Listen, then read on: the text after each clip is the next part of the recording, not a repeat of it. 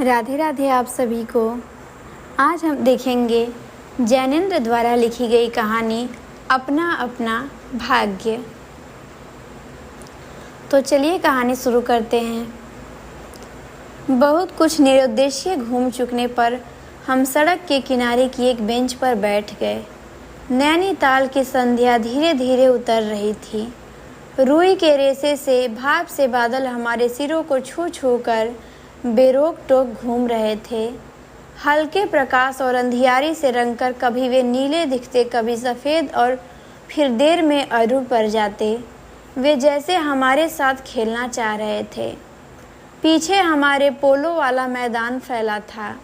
सामने अंग्रेजों का एक प्रमोद गृह था जहाँ सुहावना रसीला बाजा बज रहा था और पार्श्व में था वही सुरम्य अनुपम नैनीताल। ताल में किश्तियाँ अपने सफ़ेद पाल उड़ाती हुई एक दो अंग्रेज यात्रियों को लेकर इधर से उधर और उधर से इधर खेल रही थीं। कहीं कुछ अंग्रेज एक एक देवी सामने प्रतिस्थापित कर अपनी सुई सी शक्ल की डोंगियों को मानो शर्त बांधकर सरपट दौड़ा रहे थे।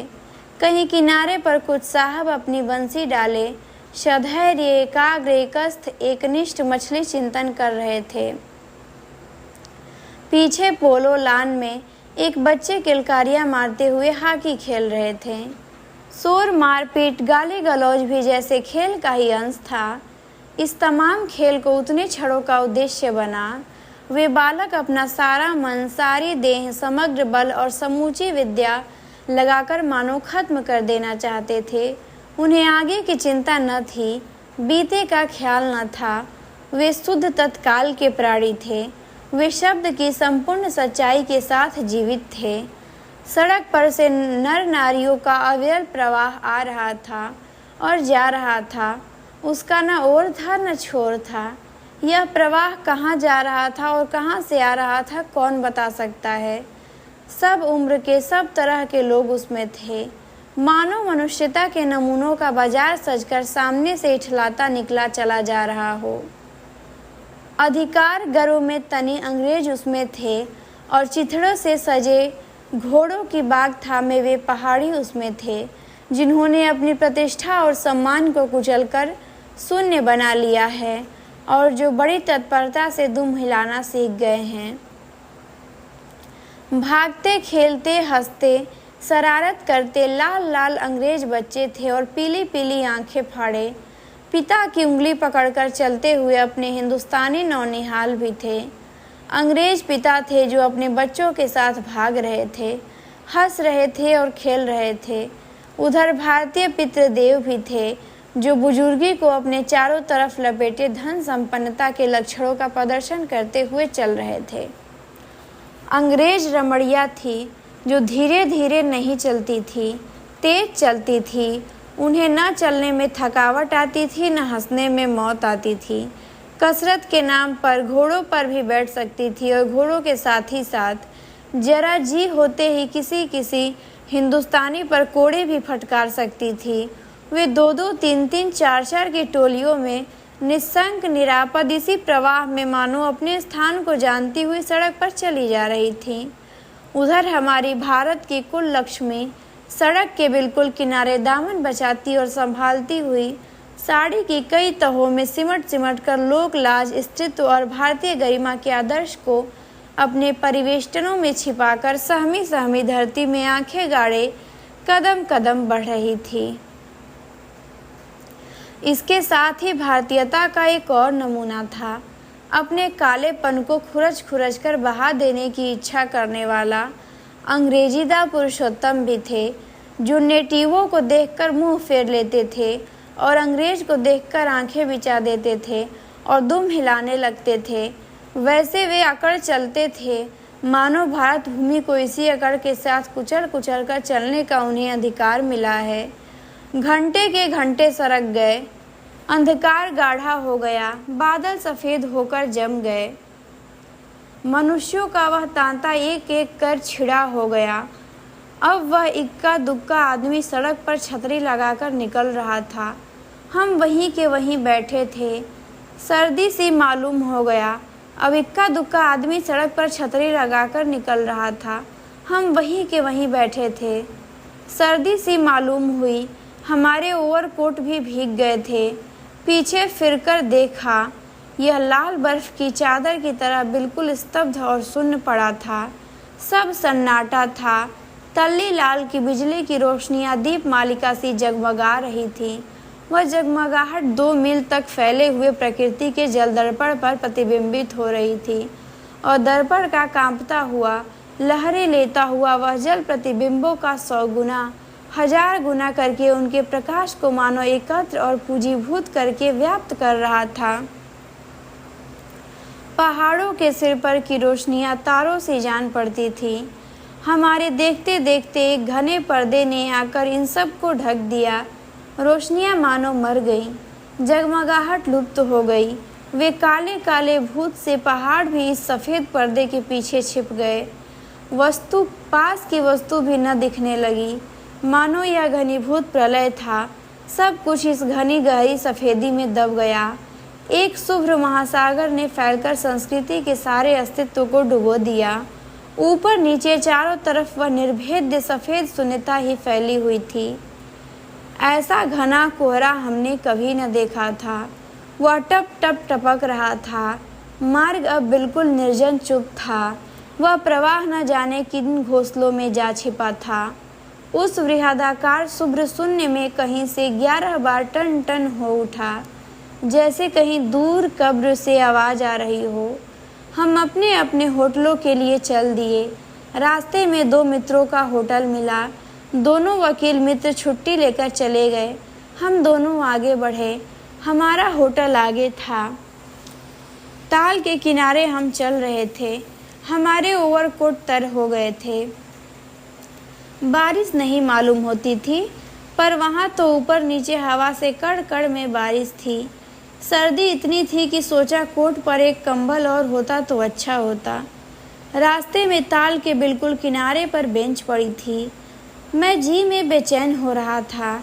झटपट होटल पहुंचकर इन भीगे कपड़ों से छुट्टी पा गरम बिस्तर में छिपकर सोना चाहता था, पर साथ के मित्रों की सनक कब उठेगी, कब थमेगी, इसका पता न था, और वह कैसी क्या होगी इसका भी कुछ अंदाज न था। उन्होंने कहा, आओ जरा यहाँ बैठे। हम उस चूते कुहरे में रात के ठीक 1 बजे तालाब के किनारे उस भीगी बर्फ सी ठंडी हो रही लोहे के बेंच पर बैठ गए। 5, 10, 15 मिनट हो गए। मित्र के उठने का इरादा न मालूम हुआ। मैंने खिसिया कर कहा, चलिए भी, अरे जरा बैठो भी। हाथ पकड़कर जरा बैठने के लिए जब इस जोर से बैठा लिया गया तो और चारा न रहा। लाचार बैठे रहना पड़ा। सनक से छुटकारा आसान न था, और यह जरा बैठना जरा न था, बहुत था। चुपचाप बैठे तंग हो रहा था, कुढ़ रहा था कि मित्र अचानक बोले, देखो वह क्या है। मैंने देखा, कोहरे की सफ़ेदी में कुछ ही हाथ दूर से एक काली सी सूरत हमारे तरफ बढ़ रही थी।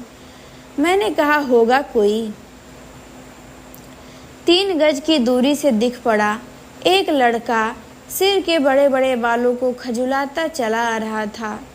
नंगे पैर हैं, नंगा सिर, एक मैली सी कमीज लटकाए हैं।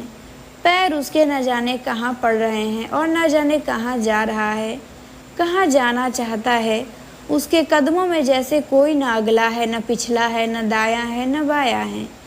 पास ही चुंगी की लालटेन के छोटे से प्रकाश वित्र में देखा, कोई 10 बरस का होगा। गोरे रंग का है, पर मैल से काला पड़ गया है। आंखें अच्छी बड़ी पर रूखी हैं। माथा जैसे अभी से झुर्रियाँ खा गया है। वह हमें न देख पाया।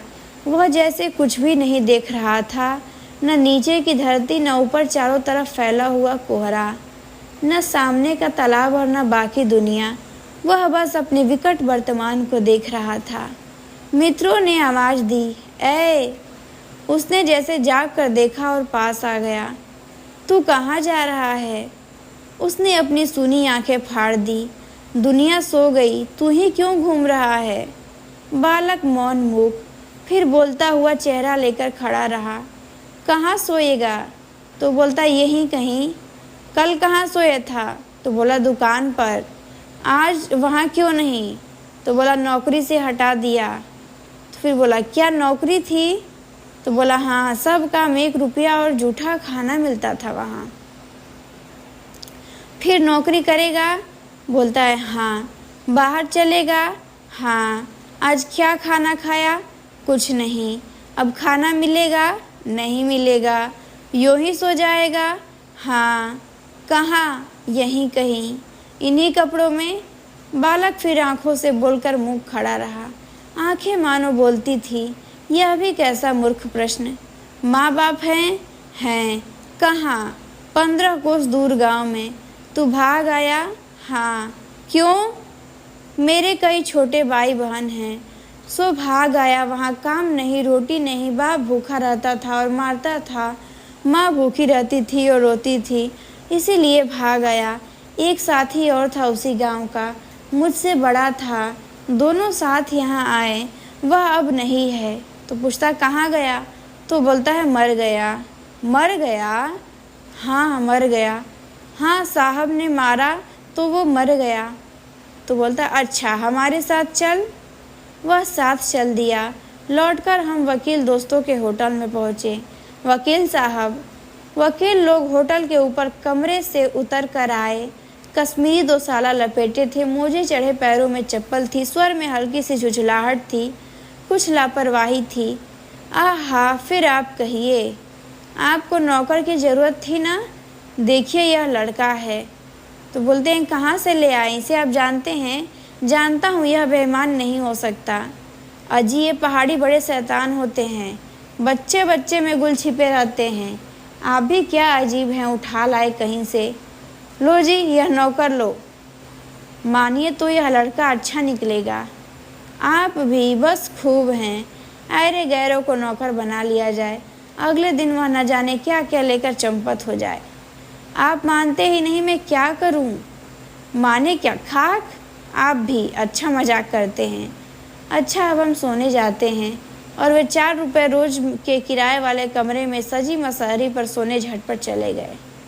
वकील साहब के चले जाने पर होटल के बाहर आकर मित्र ने अपनी जेब में हाथ डालकर कुछ टटोला, पर झट कुछ निराश भाव से हाथ बाहर कर मेरी ओर देखने लगा। क्या है? इसे खाने के लिए कुछ देना चाहता था। अंग्रेजी में मित्र ने कहा, मगर 10-10 के नोट हैं। नोट ही शायद मेरे पास हैं, देखूं? सचमुच मेरे पॉकेट में भी नोट ही थे। हम फिर अंग्रेजी में बोलने लगे।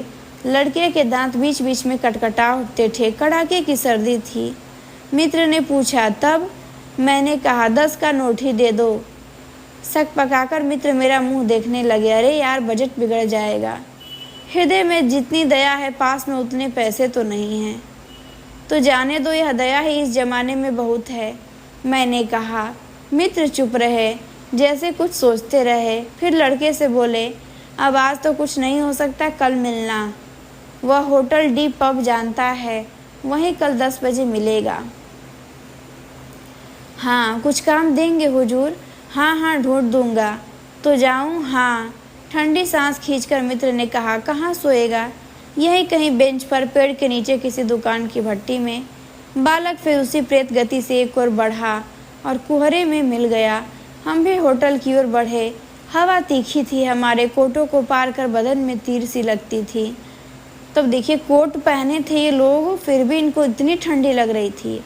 और वो छोटा सा लड़का जो कुछ नहीं पहना है, केवल एक मतलब फटा हुआ कपड़ा उसके शरीर पे है, और उसके बाद भी वैसे छोड़ दिया जाता है। चलिए आगे पढ़ते हैं। सिकुड़ते हुए मित्र ने कहा, भयानक शीत है, उसके पास बहुत कम कपड़े हैं। यह संसार है यार, मैंने स्वार्थ की फिलॉसफी सुनाई। चलो पहले बिस्तर में गर्म हो लो, फिर किसी और की चिंता करना। उदास होकर मित्र ने कहा, स्वार्थ? जो कहो, लाचारी कहो, निष्ठुरता कहो या बेहाई। दूसरे दिन नैनीताल, स्वर्ग के किसी काले गुलाम पशु के दुलारे का वह बेटा, वह बालक निश्चित समय पर हमारे होटल डी पब में नहीं आया। हम अपनी नैनीताल की सैर खुशी खुशी खत्म कर चलने को हुए। उस लड़के की आस लगाते बैठे रहने की जरूरत हमने न समझी। मोटर में सवार होते ही थे कि यह समाचार मिला कि पिछली रात एक पहाड़ी बालक सड़क के किनारे पेड़ के नीचे ठिठुरकर मर गया। मरने के लिए उसे वही जगह, वही 10 बरस की उम्र और वही काले चिथड़ों की कमीज मिली।